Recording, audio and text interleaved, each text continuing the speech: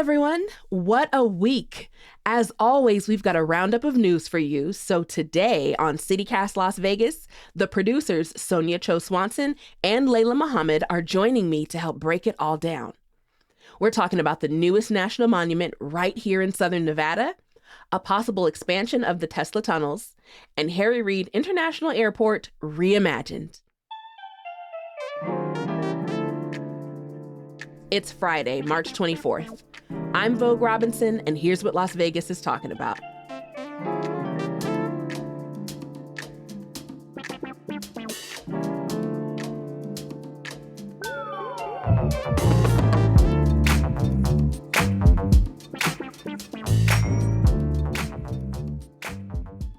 Good morning, Sonja and Layla. How are y'all? Good morning. Hey, doing good. It's like we made it. We made it. How's your morning going? It is happening. I put on lotion, so I'm already winning. Great start. Yay. So I want to get into the good news of the week. I would sing like CityCast Chicago. We're not doing it today, but I have good news. We have good news. Avi Kwa Ame has been officially proclaimed a national monument. Yay! Woo, woo, Turn woo. up the music. I don't know what the celebratory music sounds like, but we'll figure it out. Layla, how are you feeling about this wonderful announcement?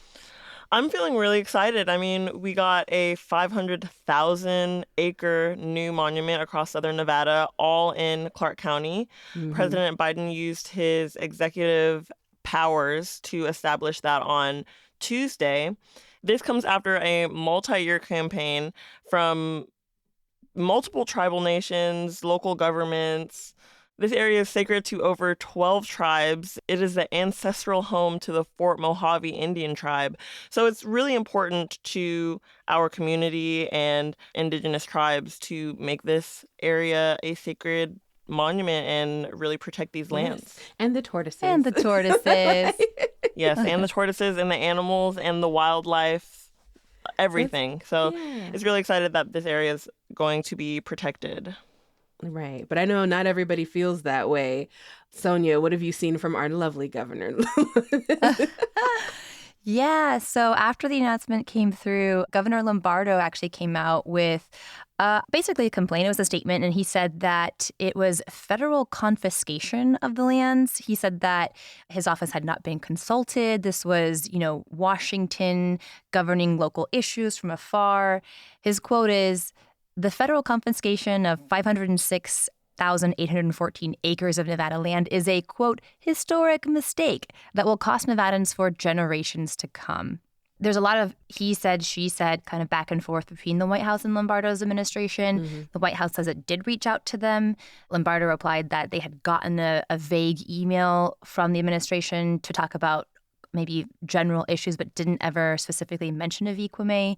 So it seems that like there's, kind of this back and forth about, who was actually consulted and what. But I think it's worth noting that, as Layla said, this project has been in the works since 1999. The White House did work with the previous administration, the Sisolak administration, and Lombardo's only been in office since January. Yeah, and the Biden administration also said in their statement that this wouldn't slow down renewable energy development, and they identified 9 million acres that would be suitable for solar arrays. Oh my gosh, did you guys see the Las Vegas Sun publish this scathing editorial? Mm-hmm. No. Did you see that? Yeah, I mean, they pointed out some really key phrases that Lombardo used, right? He called the supporters of this unaccountable special interests, which is really interesting considering this is like 48 tribes across the intertribal councils of Nevada and Arizona. Right, I was like crossing state lines. Yeah, local governments, our senators. And people who live in the community were down as well. Like when we talked to Berta from the Conservation Lands Foundation, she told us it's not just one dimensional. It's not just the tribes. It's also the people who live in the area who like to go and hike and walk around and look at and be around the nature. Like people can, I think, camp there too. It'd be different if it was saying, okay, this is closed. Here's a big ass fence around it. You can't come in. But it's saying we want to preserve the land as it is. And I feel like there's the battle is, okay, do you want it to be the wild, wild west? And does that mean sprawling land, or does that mean, okay, we can do whatever we want And then who is that we? Yeah. If everybody can do whatever they want. And locals were also excited about the tourism money that could come in from folks who come out there to hiking camp as well. But I think to the Las Vegas Sun editorial's point too, they argued that this could have been a really historic moment to showcase Nevada unity and showcase Nevada kind of across the spectrum getting behind something that honestly makes Nevada look pretty good. Instead, Lombardo kind of definitively made it a pretty partisan issue. But we're excited to go check out the nature down there in Avi Kwa Ame. Hopefully it will bring a lot of that tourism you mentioned, Sonja, to Boulder City and Searchlight and Laughlin, who have a beautiful national monument right in their backyard now. We got to plan a trip, guys. CityCast field trip. live from Avi Kwa Ame. Live from Spirit Mountain. Hey, oh my God, no, I want to do that. Do we get signal? I mean, if we get signal out there. Right, that's the real question. All right, so we'll figure it out.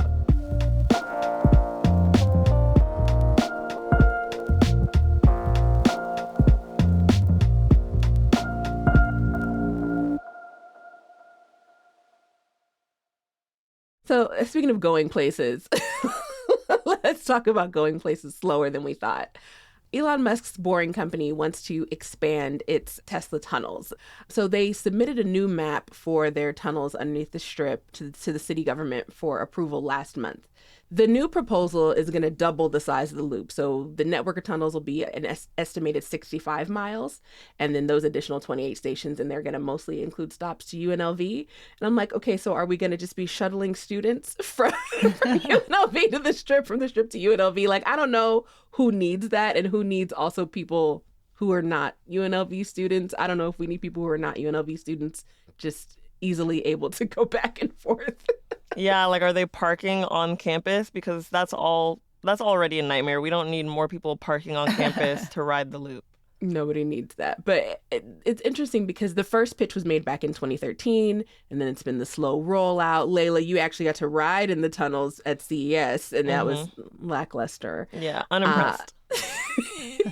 And that seems to be the reviews across the board, is that it's just super lackluster. So, Layla, why are transportation experts not thrilled with the Tesla tunnels? Transportation experts really aren't impressed by this because the capacity that it will move people is just not impressive, and it would maybe carry around 1,800 people an hour, and that doesn't touch anywhere near what the New York City subway moves, which is 25,000 people an hour.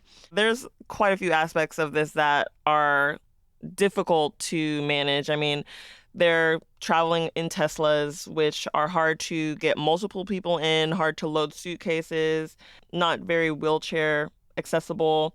And then it's also a closed system, so it doesn't interface with the above-ground traffic, and it's going to cost a lot of money if they were to repurpose these tunnels in any way. Yeah, I remember that episode we had with Ray Delahanty from the Loop episode we had earlier, and David tried asking him, is there anything impressive or any upsides about these Tesla tunnels? And Ray was like, no. No, he said the lights. The lights were not cool. having it. I was reading a different article, and they were saying, oh, well, you're immune to the weather. Like, you don't have to worry about weather. And I was like, what weather? The wind and 65 possible days of rain? Like, what weather are we escaping here in Vegas that's that important? And is it a tourist trap, or are you trying to serve the people who live here? And it feels more like, okay, here's a weird thing you can roll in Las Vegas, but it's a one-way tunnel. And should something malfunction, as cars at some point all do, then what? You're asked out. Like, how? Yeah. I think it's like there's a shaft that you can walk up. You can walk up some stairs, but what happens if you're a person who's in a wheelchair? Like, it's both helpful and harmful when it comes to disabilities, I think, or like for if you're in a wheelchair or you're not able to walk around for long periods of time. Because at a conference, I've been winded at conferences and been like, oof, I don't want to walk across. Here's my first location. I got to go to this workshop over here. Sometimes it would be nice to just hop in a little shuttle and go from point A to point B. But at certain points, though, in the event of an emergency, what are the contingencies? And so I think, right. Yeah, it looks cute and cool that it's a one-way system, and I'm sure there'll be some sparkling lights in there. But for real, build in emergency contingencies and think about wraparound services as when it comes to accessibility, and then maybe it's Well, yeah, to Layla's points earlier, like these tunnels were only built to like contain a single Tesla vehicle. I think part of the test to become a Tesla driver in these tunnels is you have to be able to drive backwards in a tunnel for like a mile or something in order to like pass the test. And that's because that's what you have to do if something gets stuck or something breaks down. You have to like straight up drive backwards to the last station. Yeah, and at CES, there was even traffic jams in those tunnels, which are like, terrible. If anyone is claustrophobic, you can just imagine being in a car in a tiny tunnel in a traffic jam. And the tunnels in its current iteration aren't even meeting the promises that Elon Musk said they would. He said they would be 150 miles per hour. They're going about 40. And it's interesting that he's proposing this expansion without even proving that the original plans could even be achieved. Right. But I'm wondering, Sonja, are there any upsides to the development of these tunnels? Well, yeah. So let me jump in here and play the I don't know what to call it. Should we call it devil's advocate? Why not? The Elon's advocate. The Elon's advocate. Here we go. I do actually think that Ray in our episode about the Tesla tunnels made a couple of good points. He reluctantly admitted that the technology used to build these tunnels is actually pretty cool. So, the Boring Company is called the Boring Company, not because they're boring, but because they literally bore into the earth. And the special tools they've developed to do so are actually not that disruptive on the surface.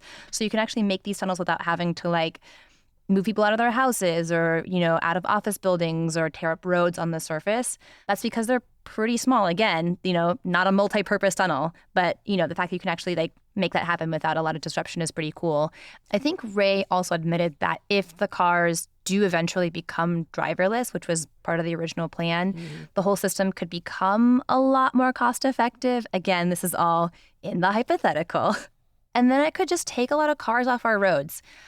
I personally think that we shouldn't think of it as a replacement for public transportation. I mean, yes, we like badly need public transportation, but I think the Tesla tunnels have to exist alongside it. I think if we think of it more as like a tourist attraction, again, Layla, to your point, maybe they're not that attractive, maybe they weren't that exciting or they're a little lackluster. So to what degree they're going to actually be a tourist attraction is up for debate. But if we think of them as something separate and not as like a functional means of transportation for the city, like you said, Vogue, not for locals, then we're kind of like thinking about it maybe more accurately. I guess the ultimate question is at what cost and how much are we investing in what is a tourist attraction, basically, right? And how much we're actually investing in attraction, right? And how much are we actually investing in the public transportation that we like desperately need? Right. Well, I mean, it's privately funded, but it says the loop tunnel's currently priced at approximately $10 million per mile. So that's what we have, according to the Boring Company's website. And so, their goals, solve traffic, beautify our cities, enable the Hyperloop system. But I feel like the way that it was really sold and why, that it was bought and purchased, why people said yes to it, is because it said one thing, and then when it delivered something else. And so low key, it's like false pretenses, bro. False pretenses. Yeah. Do better. And like Layla said, it'd be nice to see a little more proof of concept before they actually expand, as they're currently hoping to do. So, I mean, let's say it doesn't work. Let's say everybody's just like, meh, meh, and nobody's with it. So what happens if all those vehicles get taken out tomorrow? What are we going to use those tunnels for instead? What do you think people would use them for? Ooh. Well, I think I'm going to steal this from Ray Delahanty. I think it would be really cool for like a bike path or a walking path.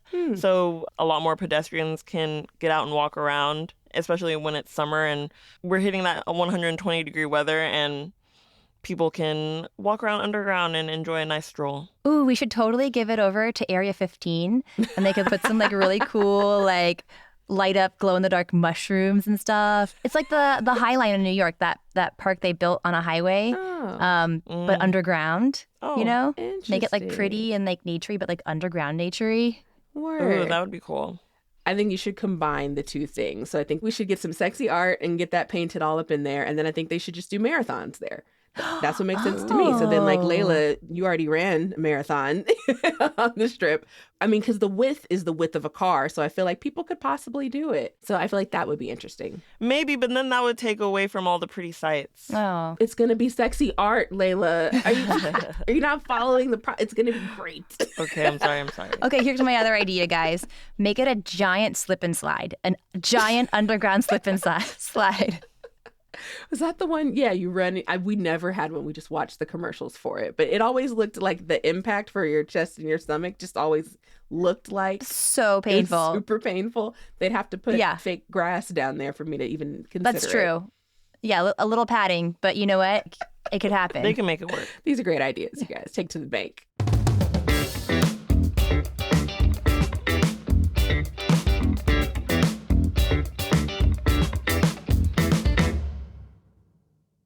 Let's talk about other methods of transportation. Let's talk about our airport.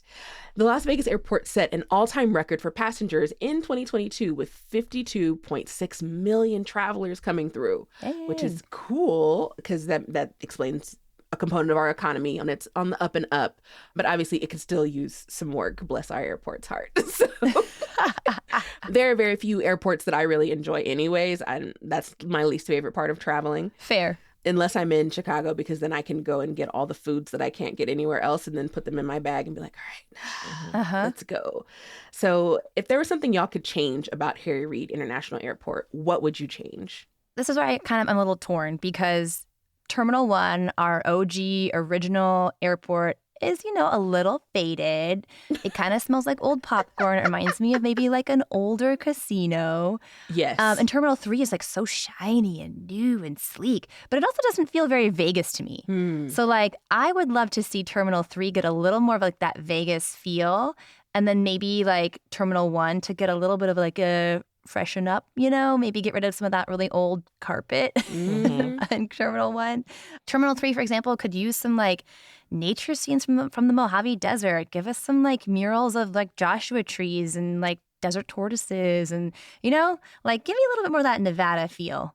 That's what I'd say for one. But I have more ideas. I want to hear what Layla has to say. I think our food in oh my God, yes. Yeah, I think our food in all the terminals could be a bit better. Get some like cool restaurants in there.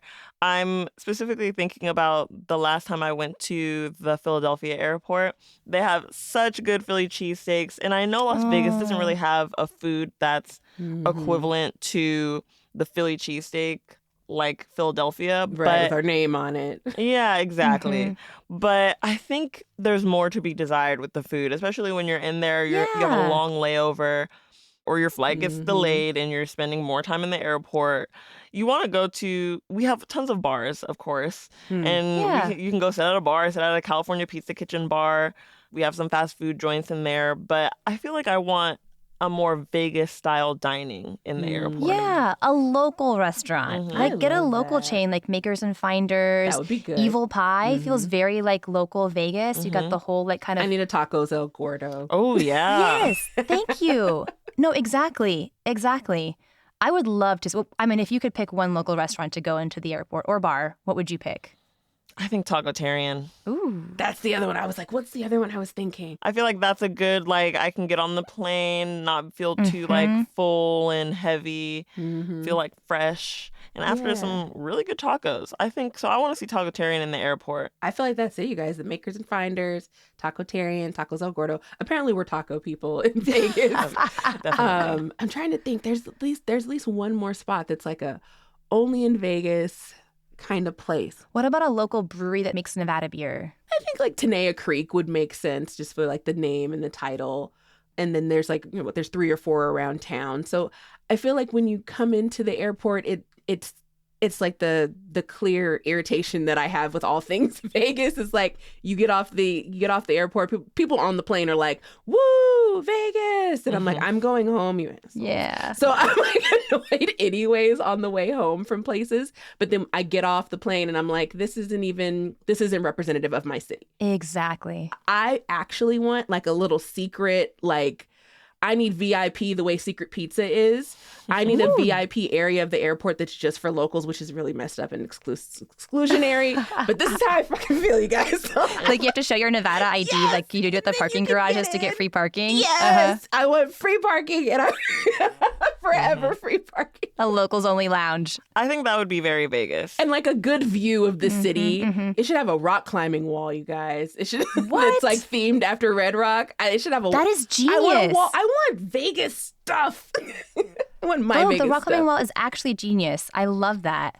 Okay, and I have one more complaint, which is that our gift shops, no offense, but offense, they kind of suck.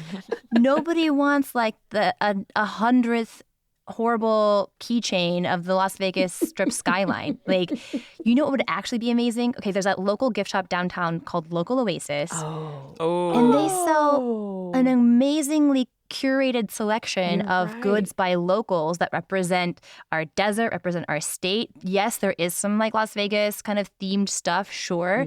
But it's like a lot of it's locally made and it's just so much cooler. And then you could actually sell in a gift shop products that are made or food that's made in Nevada. There are people who like make their own like beef jerky here. There's that pig farm out in the north side of Las Vegas that like actually sells bacon and pork now from the pigs that are fed from the casino leftovers. So you could actually have like a package of bacon that's casino leftover pig, or something, like there's so many cool ways you could do gifts from Las Vegas, I think. You guys, what if there was a John Mull, like roadkill grill somewhere barbecue inside of the airport? I would pay $49 for a Spirit flight to nowhere and just go hang out in the airport all day if the airport looked like we just described. That is what I would do. I love our airport, the CityCast Las Vegas airport, so much more. Yes, so good. And I mean, but shout out to the Ethel M's because that's really the only gift shop that matters to me is the Ethel M's inside. And I think there's at least 2. So I'm like, I can get chocolates. And there is a mural at the D Gates that was painted by Harold Bradford from Left of Center Art Gallery. So it's, I think it's an 8-foot mural. Nice. That they painted, I think like 4 or 5 years ago. Maybe longer.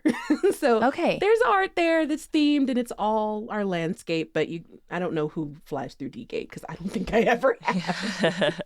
Yeah, and the monorail system is getting an upgrade, so hopefully we see some new tech coming in there. Word. Awesome. Nice.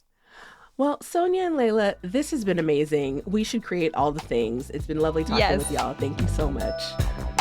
Thank you, Vogue. Thanks, Vogue.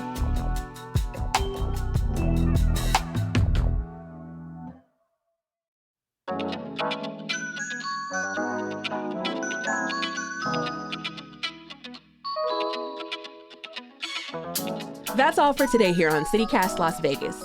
Our lead producer is Sonja Cho Swanson. Our producer is Layla Muhammad. Our newsletter editor is Scott Dickensheets, and our hosts are me, Vogue Robinson, and David Figler. Music is by OG Moose, All the Kimonos, and Epidemic Sound. We record this show on the traditional homelands of the Nuwuvi, the Southern Paiute people. If you enjoyed the show, why not tell a friend? Rate the show, leave us a review, and subscribe to our morning newsletter. We'll be back Monday morning with more news from around the city. Take care.